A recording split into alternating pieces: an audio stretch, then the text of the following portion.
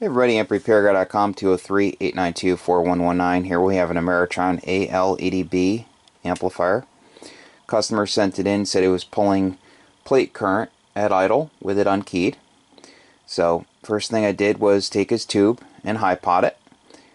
It started pulling current around 7 kV DC.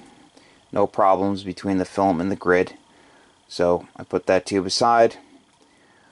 My guess is that arced at some point because the gas discharge tube, one of the gas discharge tubes at the base of the socket was shorted. Ameritron started adding these because these China tubes, will sometimes flash all the way from the plate to the filament.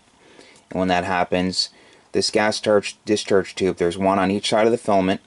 I've called them gas caps in the past, but it's called a gas discharge tube rated at 150 volts.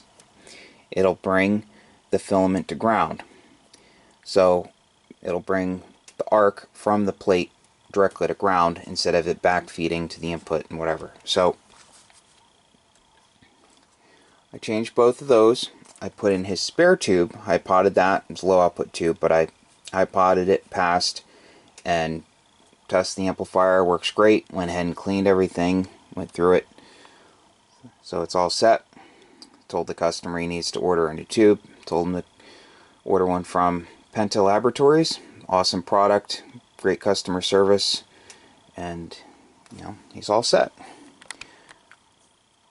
So if you have any amplifier repair needs, please feel free to give me a call, 203-892-4119, and that's AmpRepairGuy.com. Take care.